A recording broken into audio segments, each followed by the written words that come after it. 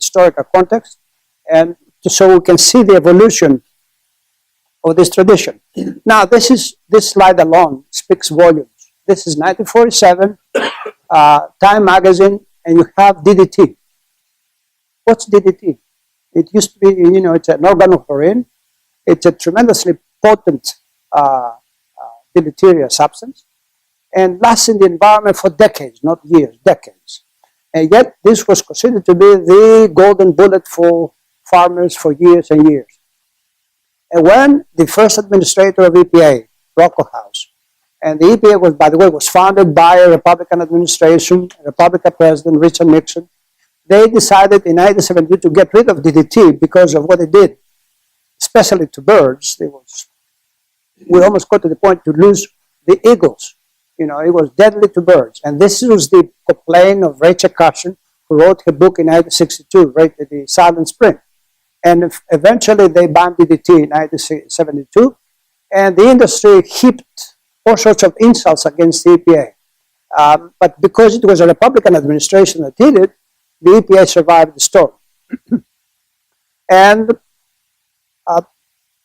But then our society was simply becoming careless. I don't know, careless or I don't know what. And you have this thing, young boys going through clouds of DDT. And this is from a New York park. And again, it's in the late 40s. This is the year I joined at EPA, and we published a magazine. We published past tense. And you have this helicopter, this little airplane spraying. And by the way, when you spray this stuff, only a fraction of 1% may go to the stuff that you want dead, whether it's insect or herbicide, if it's a plant.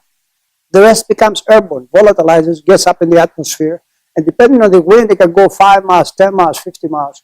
So we have all this global movement of these chemicals pumped into the air by the farmers in thousands of tons.